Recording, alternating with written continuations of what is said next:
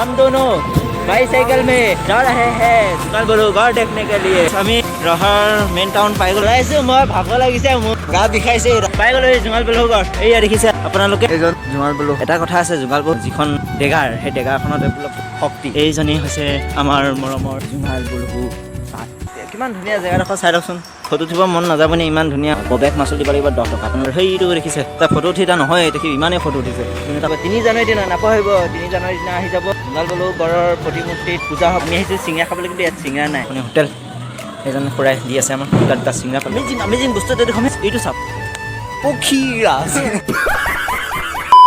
Hello' friends, welcome to my another new blog. আজি যাম জুঙাল বলু গড় চাবলৈ, বলক। তো মোৰ লগত এইটো আহিছে, ভিডিঅ' কৰিছে, ভিডিঅ' চিডিঅ' তাৰ হৈ লওক, তেতিয়া আমি যাম আৰু। চলো চলো। इस जगह का नाम दिघलदरी। तो हम दिघलदरी में पहुंच गया। तो फाइनली गाइस আমি মেটেকা এৰি থৈ গুচি আহিলোঁ। মানে ডবল আহিবলৈ দিগদাৰ হয়। তো আমি ৰেল ৰাস্তাত থেকে আহিলোঁ। এইটো দেখিছে ৰেল ৰাস্তা। তো আমি যাওঁ এতিয়া জুঙাল বলু গড়। চাই থাকক ভিডিঅ'টো, স্কিপ নকৰিব। সেইটোৱে আমাৰ মেইন ৰাস্তা। তেতিয়া উঠি গ'লোঁ 37 নং ৰাষ্ট্ৰীয় ঘাইপথ। এইটো মোটামুটি 24 কিলোমিটাৰ দূৰ আছে জুঙাল বলু গড়ত। তো আমি এইখিনিতে অলপ সময় ৰখি লওঁ, মানে ভাগৰ লাগিছেতো। তো গাইছ বহুত ভাগৰ লাগিছে। দুটা উঠি আহিছোঁ, ই আৰু মই। এখন চাইকেলত দুটা। চাই লওক কিমান কষ্ট। এতিয়া অকণমান সময় ৰখি ল'ম, কাৰণ পূৰা ভাগৰ লাগিছে, পূৰা ভাগৰ লাগিছে। এইটো কেমেৰামেন, মানে মোক কেমেৰা তুলিব দেই। তো এইখিনিতে কোনোবাই যদি জীয়াৰী ল'ব বিচাৰিছে জীয়াই ল'ব পাৰে। এপিনে পৰা পূৰা গাড়ী চাড়ী আহি আছে। তো এতিয়া মন্দিৰ দেখিছোঁ, শিৱ মন্দিৰ। মোৰ সেয়া এটা কৰি লওঁ আৰু জাৰ্ণি আৰম্ভ কৰিব লাগিব নহয়। ৰাস্তাত কিমান বিপদ আহিব মইহে জানো, মানে চলোৱাতে জানে। এইডালটো একে এডাল এনেই বহি খালি যাব লাগে, খালি বহি যাব। মই চলাই যোৱা মানুহটো ঘাম ওলাই গৈছে গৈ মোৰ। দেখিছোঁ বাৰু, বেছি কথা নাপাওঁ, নহ'বা বহুত ভাগৰ লাগিব। এতিয়া যাওঁ বলক। এইটো উঠি লওঁ, উঠি কথা। तो चलो गाइस जुगाल बलु गढ़ चापले बोलक। देखो मैं अभी आपलोग हिंदी समझे। हम अभी जाएंगे जुगाल बलु देखने के लिए। आप तो सबर करो, देखो जुगाल बलु गढ़ कैसा है, क्या है, अब बुरा है, मैं दिखाऊंगा। हम दोनों बाईसाइकिल में जा रहे हैं जुगाल बलु गढ़ देखने के लिए, देखिएगा। तो फाइनली गाइस আমি ৰহাৰ মেইন টাউন পাই গ'লোঁ। এয়া ৰহাৰ অভাৰব্ৰিজ মেইন টাউনত পাৰ হৈ লওঁ। গাড়ী চাড়ী আহিলে আকৌ খুলিয়াটো গুচি যাব। এইখনে অভাৰব্ৰিজ। অভাৰব্ৰিজত পাই গ'লোঁ। অভাৰব্ৰিজত আমি এইপিনে ছাইডলৈ কাটি খাম। তো ইয়াতে টেম্পু ষ্টেণ্ড আছে। কোনোবাই যদি ইয়াৰ পৰা যাব বিচাৰিছে পাৰিব যাবলৈ, কিন্তু আমি ওপৰেদি যাব নোৱাৰোঁ, কাৰণ ওপৰেদি পূৰা গাড়ী মটৰ পূৰা গৈছে। আমি তলেদি আহিলোঁ। এতিয়া এইদিকে যাম জুঙাল বলু গছ। ইমান গৰম লাগে, তাতে আকৌ এইডালো ওপৰত বহি। এইটো পেট্ৰল পাম্প। কোনোবাই গাড়ী চাড়ী পেট্ৰল ভৰাব বিচাৰিলে ইয়াতে ভৰাই ল'ব পাৰিব। গম পাইছে, ইয়াতে ভৰাই ল'ব পাৰিব। ই মেপ চাই আহি আছে, কাৰণ সি চিনি নাপায়। মই বাৰু অলপ পাৰোঁ, কিন্তু চিন হেৰাই গ'ল। কেতিয়াবা মেপত চাই ব'লক, আগত মেইন ৰোডত উঠি দিম আৰু পিছত দেখিব গাড়ী চাড়ী আহিছে। লাহে লাহে যাব লাগে, কাৰণ মেইন ৰোডত অহা এইটোৱে জীৱন মূল্য নাইকিয়া হৈ যায়। নাজানো মই কি কৈছোঁ, খালি যি কৈছোঁ সঁচা কথাই কৈছোঁ। আমি ৰহা কলেজ পাই গ'লোঁ।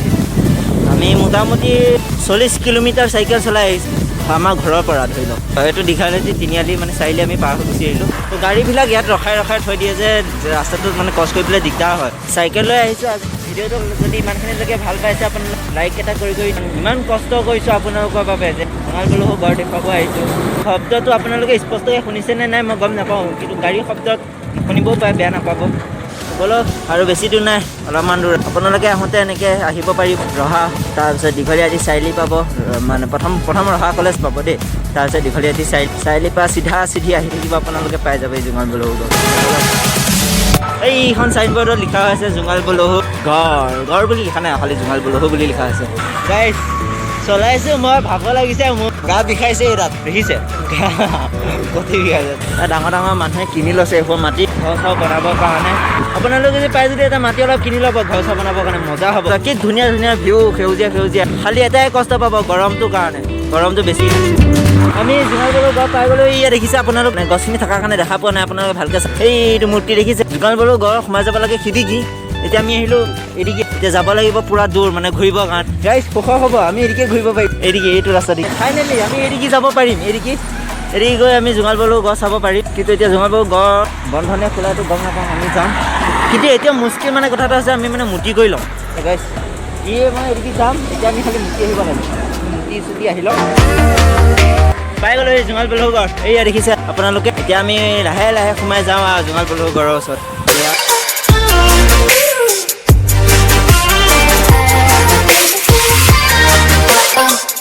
আৰু এইকেইটা পুখুৰী যে দেখিছে এই পুখুৰীকেইটা বহুত মস্ত দৰ বোলে পুৰা দ এইপিনে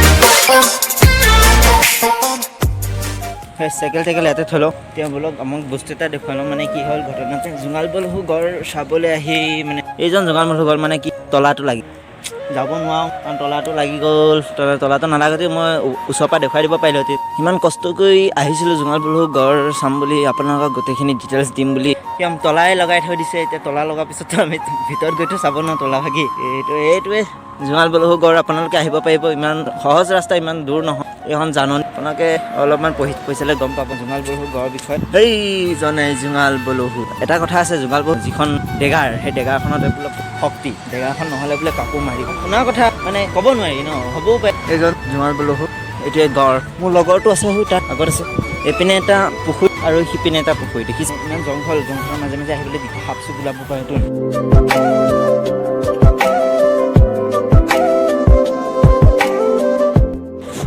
মই ইয়াৰ ওপৰত উঠি গ'লোহি মানে এইটো কি বস্তু মই ইমান ভালকৈ ইয়াত মানে উঠিবলৈ ভয় ঘপককৈ ভাগি গ'লেই ডাইৰেক্ট পুখুৰীত গম পাইছে গাইছ আমি এদিকে নামি যাওঁ তাত উঠি আমি বিপদ নচকাওঁ ফাইনেলি গাইছ গেটখন খুলিলে এতিয়া আমি যাওঁ জোঙাল বলহু ভিতৰৰ ভিউখিনি চাবলৈ গেট প্ৰৱেশ কৰিবলৈ 10 টকাকৈ মাচুল দিব লাগে জোঙাল বলহু ভিতৰৰ ভিউখিনি চাবৰ কাৰণে এতিয়া আমি দিলোঁ 10 টকাকৈ মাচুল এতিয়া যাওঁ জোঙাল বলহু ভিতৰৰ ভিউখিনি চাওঁ কেনেকুৱা বোলক আপোনালোককো দেখুৱাওঁ মই বহি পিছত পালোঁ অনুমতিটো আপোনালোকক জনাব পাই সুখী হৈছোঁ ফাইনেলি বাকীখিনি যে দেখুৱাব পাৰিম আপোনালোকক এই জোঙাল বলহু ইমান ধুনীয়া জেগাত আহি পাই যাতে কোনোবাই চিগেট খাই পেলাই যাতে ইয়াত পিক চিক নেপেলাই ইমান ধুনীয়া জেগা পৰিষ্কাৰ হৈ থাকিব লাগে এইজনেই হৈছে আমাৰ মৰমৰ জোঙাল বলহু বেয়া নাপাব চাবলৈ পোৱা কাৰণে চাবলৈ ক'বতো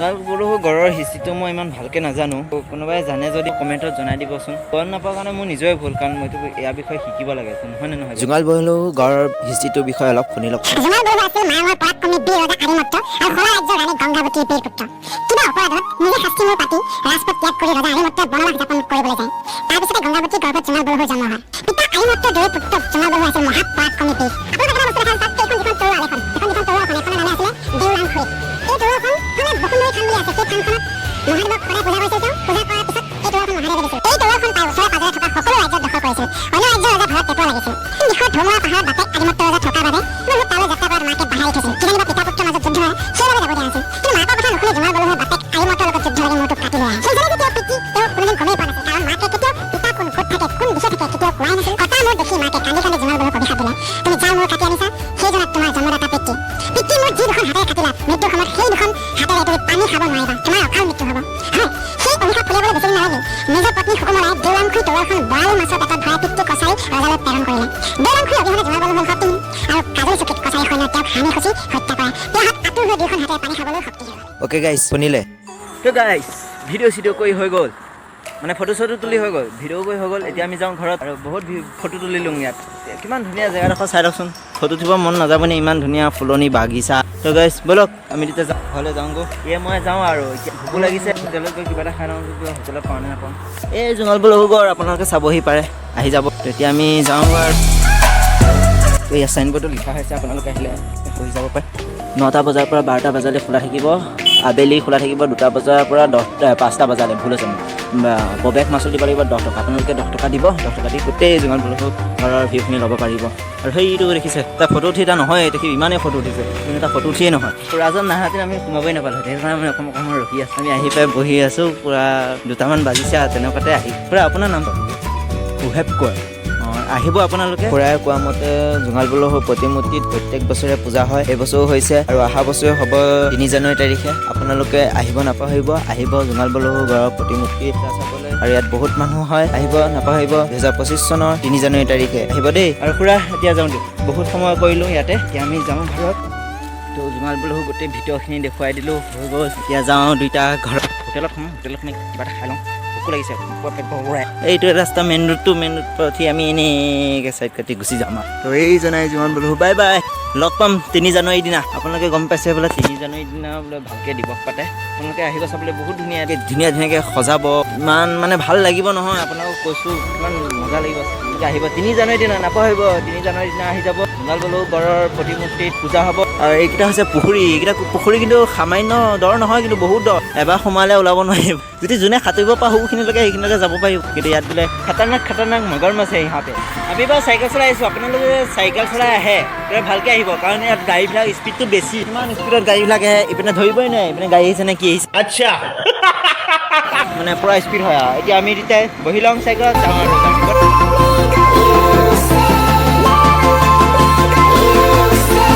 জোঙাল বলহু গড় শ্বহীদ স্মৃতি হাইস্কুল এখন দেখিছে আপোনালোকে এখন জোঙাল বলহু গড় শ্বহীদ স্মৃতি হাইস্কুল ইয়াতে ল'ৰা ছোৱালীবিলাক পঢ়ে ইয়াতে এখনে স্কুল দেখিছে এখন স্থাপিত হৈছিল 1968 চনত এইখিনি বামুণীয়া জান বুলি কওঁ বেছিয়াতে ইয়াতে ৰখাই থৈ গ'লোঁ এই চাইকেল চলাব নাজানো মইতো চলাব লাগিব এতিয়া মই উঠি ল'লোঁ ইয়াকে এৰি থৈ মই এতিয়া যাওঁ ইয়াতে থাকক ইয়াত ভিডিঅ' চিডিঅ' কৰিব নোৱাৰোঁ এবাৰ শ্বহীদ হৈ যাম আমি দুটা আমি আহিছোঁ চিঙৰা খাবলৈ কিন্তু ইয়াত চিঙৰা নাই ফাৰ্ষ্ট পৰঠা চৰঠা সেইবিলাক খাব পাৰিব কি ধুনীয়া ৰেষ্টুৰেণ্ট কিন্তু আমি ভিতৰখন ভিউখন দেখুৱাব হ'ব শেষত বহুত দূৰ আহিলোঁ অহাৰ পিছত অলপ ভাগৰ লাগিছে ৰখি দিছোঁ এইটো ইয়াত ৰখিছে মানে আমাৰ এটা বহুত ভুল হ'ল পানী বটল এটা নানিলোঁ খাবৰ কাৰণে কিন্তু এতিয়া পানী পিয়াহ লাগিছে পূৰা আগত হোটেল চোটেল একো দেখা নাই কিন্তু আৰু অকণ আগত যাওঁ পাওঁ নেকি হোটেল এইটো মোবাইল চোবাইল টিপিছে আৰু মোৰ এটা কাম আছে ইয়াতে মই ভিডিঅ' এটা আপলোড দি লওঁ মানে ইয়াত নেটটো ভাল ইয়াৰ পৰা হটস্পট লৈ মানে ভিডিঅ' এটা আপলোড দি লওঁ ঠিক আছে ফাইনেলি গাইছ আমি হোটেল পাই গ'লোঁ ইয়াত দেখিছে এখনে হোটেল এজন খুৰাই দি আছে আমাৰ তাত দুটা চিঙৰা পালোঁ